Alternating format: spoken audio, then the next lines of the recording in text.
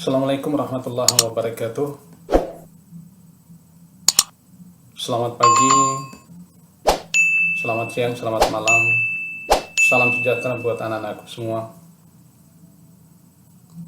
Puji syukur kita panjatkan kehadirat Tuhan Yang Maha Kuasa, karena dengan rahmat-Nya, karunia-Nya, sehingga kita bisa jumpa lagi lewat video ini. Pada saat ini kita akan membahas tentang persamaan linear. Tentang persamaan linear. Mari kita lihat di sini. Ini adalah gambar seorang penemu matematika, Al-Khwarizmi. Beliau adalah bapak algoritma, juga penemu aljabar. Ya, apakah itu persamaan linear, pertidaksamaan linear, maupun persamaan kuadrat. Baik, selanjutnya kita akan bahas tentang persamaan linear. Pada slide pertama ini, perhatikan beberapa contoh berikut. Daftar menu terdiri atas berbagai paket. Di setiap paket jenis makanan sama, namun berbeda-beda banyaknya. Apakah lebih ekonomis membeli paket makanan atau memesan setiap jenis makanan secara terpisah? Yang pertama. Yang kedua, seekor pemangsa mengejar mangsanya. Jika diketahui kecepatan dan posisi awal masing-masing, akankah pemangsa berhasil mengejar mangsanya? Yang ketiga, dalam produksi ada biaya tetap, misalnya pembelian mesin, sewa tempat, dan ada biaya yang tergantung pada banyaknya benda yang diproduksi, misalnya bahan baku. Harga penjualan hanya tergantung pada banyaknya benda yang dijual. Setidaknya, berapa banyak benda yang harus dijual atau terjual supaya perusahaan tidak merugi. Ini adalah contoh-contoh dalam kehidupan sehari-hari yang berkaitan dengan persamaan linear. Biar lebih jelas, kita perhatikan slide berikutnya. Pertanyaan-pertanyaan di atas adalah contoh pertanyaan yang bisa dijawab dengan menggunakan sistem persamaan linear dan pertidaksamaan linear. Sistem persamaan linear adalah gabungan beberapa persamaan linear. Penyelesaiannya adalah nilai yang memenuhi semua persamaan linear. Mirip dengan itu, pertidaksamaan linear terdiri atas beberapa pertidaksamaan linear, dan penyelesaiannya membuat semua pertidaksamaan linear yang bernilai benar. Contoh masalah yang dapat dimodelkan dengan sistem persamaan linear. Ini adalah soal cerita. Ini terdapat dalam kehidupan kita sehari-hari. Sebuah toko alat tulis menjual paket alat tulis. Paket A seharga 18.000, berisi 5 buku tulis dan 2 pensil. Paket B berisi sebuah buku tulis dan 2 pensil, dihargai 10.000. Berapakah harga masing-masing buku tulis dan pensil?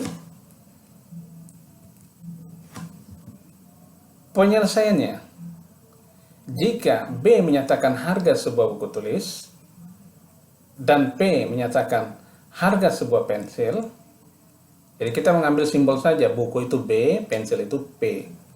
Maka model matematika dalam ribuan rupiah itu adalah 5B tambah 2P sama dengan 18. Kemudian B ditambah 2P sama dengan 10, karena tadi dihargai 10.000. Kalau yang 5 buku 2 pensil dihargai 18.000. Nah, model matematika tersebut terdiri atas 2 persamaan dengan 2 variabel. Ya. Yang mana yang disebut variabel? Variabel itu ini. Yang ini itu variabel. Ini variabel namanya. Jadi B dan P ini variabel namanya. Ya, ini variabel. Ya. Nah, semua variabelnya berpangkat 1. Mana itu pangkatnya? Ini berpangkat 1, cuma tidak ditulis. Ya. Solusi dari sistem persamaan linear tersebut menyatakan harga buku dan harga pensil. Kita lihat slide berikutnya. Dalam slide ini, jawabannya ditunjukkan dalam bentuk grafik. di mana ada dua grafik. Satu grafik itu adalah grafik persamaan linear dua variabel 5x tambah 2y sama dengan 18, dan yang satunya lagi x tambah 2y sama dengan 10. Bagaimana membuat grafik ini? Kalau mau membuat grafik ini, saya kira di tingkat SMP-nya ini sudah dipelajari. Jadi dicari saja harga-harga yang memenuhi syarat. Misalnya kalau kita masukkan nilai x-nya berapa, dapat y-nya sekian, gitu ya. Dari persamaan ini tentunya, ya, dari persamaan ini. Jadi x-nya berapa, y-nya berapa, gitu. Kita masukkan nilainya, ya, untuk membuat persamaan ini. Kalau misalnya kita ambil titik potong ini mendekati sekian, ini kan di SMP sudah pernah ada ini, ya, sudah pernah.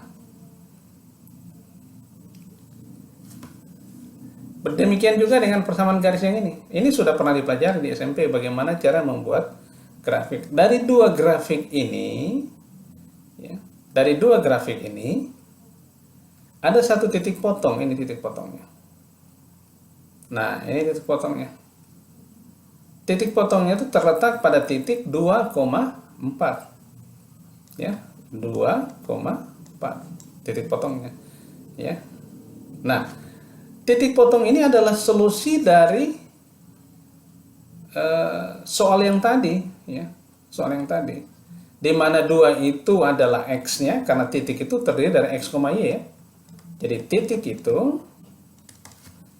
x, y. Artinya dari titik ini diperoleh bahwa nilai x-nya 2 dan nilai y-nya 4. Ya. Tadi x itu di simbol B. Ya, di simbol B, y di simbol pensil gitu. Jadi harga per satu buah buku itu 2.000, harga pensil 4.000. Kita lihat selanjutnya. Selanjutnya ini ada sebuah gambar. Gambar ini adalah gambar sebuah tiang basket dengan keranjang basketnya dengan bola basketnya. Ini adalah olahraga yang sering kita lakukan atau yang anak-anakku lakukan di sekolah misalnya, ya. Di SMP, di SD, di SMA, SMK, ini olahraga yang paling digemari oleh siswa. Apa hubungannya dengan persamaan linear? Mari kita lihat. Dalam olahraga basket ada 3 macam nilai yang dihasilkan. Lemparan bebas yang masuk bernilai 1. Ya, lemparan bebas yang masuk bernilai 1.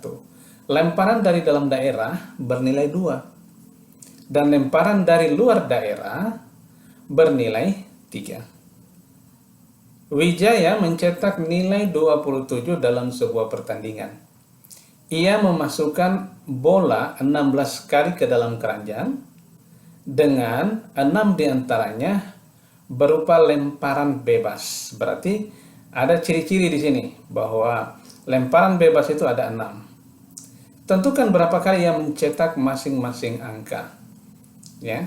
Nah, nilainya 27. Bagaimana menjawab persoalan semacam ini? Ya. Mari kita lihat. Tentu kalau dalam pembelajaran di SMP-nya kita membuat kotak-kotak semacam ini. Ya. Tadi sudah dikatakan di dalam slide yang tadi bahwa Wijaya itu mencetak nilai 27. Ya. Kemudian 16 kali ke dalam keranjang, masukkan bola 16 kali. 6 diantaranya berupa lemparan bebas. Ya. 6 diantaranya berupa lemparan bebas. Nah, kalau kita lihat untuk menjawab persoalan ini kita harus menebak gitu. Menebak. Jadi di sini kita harus isi dulu. Karena 6 diantaranya itu adalah lemparan bebas, maka kita harus mengira-ngira di sini. Misalnya kalau kita taruh di sini 6. Di sini 6, 6, 6, 6. Nah, yang nilainya 27 itu di mana? Ya. Yang nilainya 27 di mana? Jadi kalau misalnya 6 ini, kalau 2 angka ini di dalam kotak, berapa kali? Katakanlah di sini 5. Kemudian di sini 4. Misalkan. Ya. Berarti ini jumlahnya 6 ditambah eh, kalau dua angka di sini 5 kali, berarti 10 ditambah 12. Nah, berapa tuh? 6 tambah 10, 16. Ya, tambah 12, 28. Nah, gitu ya, 28. Kemudian kalau kita ambil di sini misalnya 6, di sini 5. Ya, berarti 6 ditambah 12 ditambah 15. 16 ya, jadi 6 ditambah 12, 18. 18 ditambah 15, ini 33. Ya. Kemudian berapa lagi kita kira-kira di sini? Taruhlah dia 7 misalnya. Di sini 3. Ya. Nah, kita lihat di sini. 6 tambah 14, 20. Ya, ini 2 kali 7 ya. 2 kali 7, 14. 20 ditambah 6. Ini 20 ditambah 9. Ya, ini 29. Ya. Coba kita ambil 9 di sini. Berapa di sini? Ya. Jadi 6 tambah 9, 18. 6 ditambah 18, 24. Di sini 3 misalnya. Ya. Berapa dia? 24 tambah 9, 33. Oh, belum. Jadi kita ambil 9. Di sini 1 misalnya. Jadi 6 ditambah 18, 24. 6 ditambah 18, 24. 24 ditambah 3, ini 27. Oh, ternyata yang dilakukan itu adalah 6 di luar yang bebas, kemudian di areal daerah itu ada 9 kali, dan di wilayah itu ada 1 kali. Coba kita perhatikan slide sebelumnya. Jadi tadi ditemukan bahwa ada lemparan bebas 6 kali, lemparan dari daerah bernilai, dari dalam daerah itu ada 9 kali, dan lemparan dari luar daerah bernilai 3 itu ada 1 kali, sehingga nilainya 27. Mari kita lihat. Ini. Jadi ini adalah proses di mana kita menebak-nebak, mencoba-coba, sehingga kita menemukan bahwa nilai yang dimaksudkan dari soal itu adalah ini 6, 9, dan 1. Ya. Nah, sekarang kita lihat yang slide berikutnya, mungkin biar lebih jelas. Alternatif penyelesaian. Masalah bola basket di atas dapat diselesaikan dengan sistem persamaan linear. Tentukan variabelnya, itu yang pertama. Pikirkan apa yang diketahui, apa yang ditanya. Itu yang pertama, ini langkah-langkahnya ya. Kemudian lemparan bebas masuk. Lemparan bebas yang masuk bernilai 1, lemparan dari dalam daerah bernilai 2, dan lemparan dari luar daerah bernilai 3. Dari kalimat ini kalian dapat berpikir bahwa ada sebuah variabel untuk setiap nilai yang mungkin. Kita misalkan variabel itu adalah variabel A, nih, B, dan C. Berturut-turut banyaknya lemparan yang bernilai 1, 2, 3. Ya, sehingga model matematikanya ditemukan bahwa A, kan, A ini 1, ditambah 2B, karena kita simbolkan tadi 2, ditambah 3C, sama dengan 27. Jadi ini persamaan pertama. Ya. Persamaan kedua, bagaimana ia memasukkan bola 16 kali ke dalam keranjang. Nah, kita ambil satu-satu ini, A, B, C sama dengan 16. Kemudian 6 diantaranya berupa lemparan bebas. Ini 6. Lemparan bebas itu yang mana? Yang A ini tadi, karena kita simbol dengan A. Makanya di sini A sama dengan 6. Bagaimana bentuk penyelesaiannya? Mari kita lihat. Ya, jadi di sini tadi, dari sini yang pertama kita ambil ini adalah A ditambah 2B ditambah 3C sama dengan 27. Yang kedua, A ditambah B ditambah C sama dengan 16. Kemudian A sama dengan 6. Ini adalah 3 bentuk persamaan linear.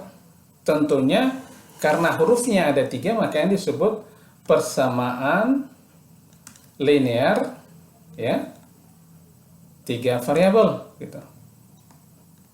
3 variabel gitu. Ya, bagaimana penyelesaiannya?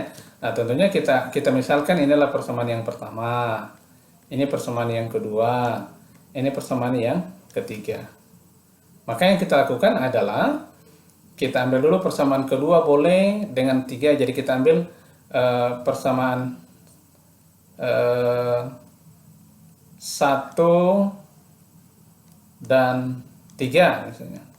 Kita apakan? Kita masukkan nilai A di persamaan 1. Jadi persamaan 1 itu A tambah 2B tambah 3C sama dengan 27. Ya, A-nya berapa? 6. Ditambah 2B ditambah 3C sama dengan 27. Lalu 2B ditambah 3C sama dengan 27. Ini ke sini ya, kurangi 6. Ini berarti 2B ditambah 3C sama dengan 21. Oh, melahirkan bentuk yang keempat. Persamaan yang keempat. Ya. Lalu bagaimana kalau misalnya dia kita pasangkan antara 2, kita pasangkan antara 2 dan 3. Apa yang terjadi? Kita lihat di sini. A ditambah B ditambah C ini sama dengan 16. Ya. Di sini kita lihat di sini ya bahwa A-nya itu 6. 6 ditambah B ditambah C sama dengan 16. B ditambah C sama dengan 16 dikurang 6. B ditambah C sama dengan 10.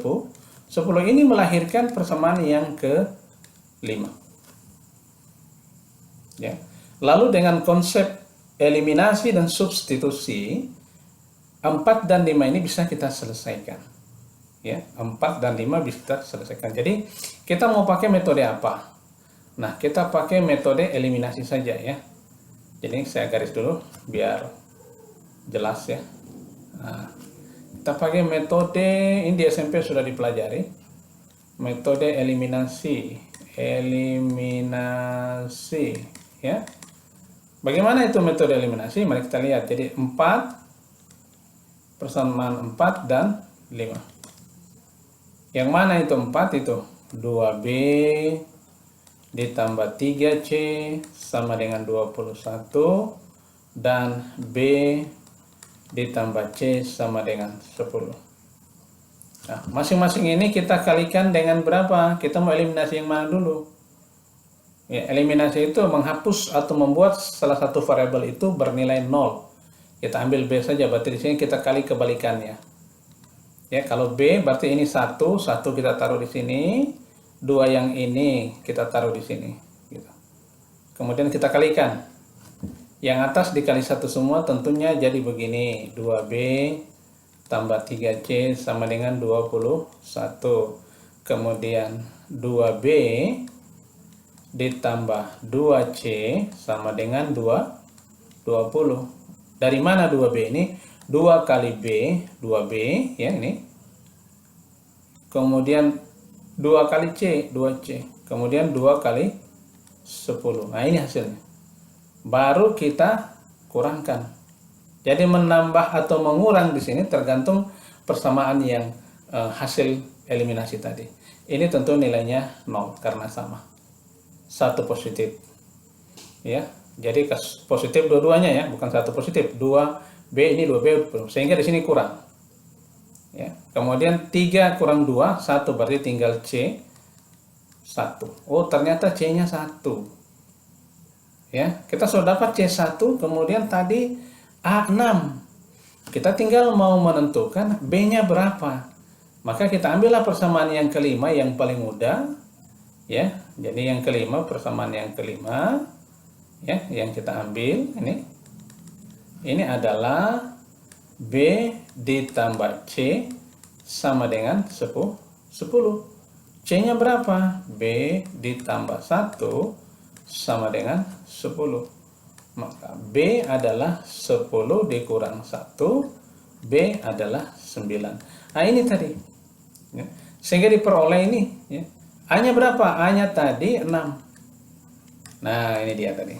Nah, kalau kita lihat tadi, dari persoalan yang pertama, ya, saya kembalikan ke slide sebelumnya, terlihat di sini bahwa untuk A, ini tadi kita simbol A, ini kita simbol A, ini kita simbol B, ini kita simbol C. Diperoleh C-nya 1, A-nya 6, B-nya 9. Kita lihat yang hasil tadi. Apakah benar? Nah, ini dia. Jadi sama ya. Jadi sama dengan alternatif ini. C-nya 1, ya, B-nya 6, dan A-nya 6, sorry. Kemudian B-nya 9. Gitu ya, adik-adik sekalian. Oke. Ya. Bisa dipahami nih ya, nanti bisa diulang-ulang dinonton videonya. Oke, yang berikutnya. Ada beberapa solusi yang dimiliki sistem persamaan linear sebenarnya. Ya, dalam sistem persamaan linear ada 2 variabel, khususnya ada 3 kemungkinan banyaknya solusi. Yang pertama, sistem persamaan linear memiliki satu solusi, grafiknya berupa 2 garis yang berpotongan. Solusinya adalah titik potong kedua garis. Sistem persamaan linear tidak memiliki solusi. Grafiknya berupa 2 garis yang sejajar. Kemudian yang ketiga, sistem persamaan linear memiliki banyak solusi. Grafiknya berupa 2 garis yang berimpit. Semua titik pada garis ini merupakan solusinya. Kita lihat dalam tabel ini, ya. Di tabel ini, ya, ada sebuah persamaan linear, ya. Ini persamaan linearnya, ya, dan ini grafiknya.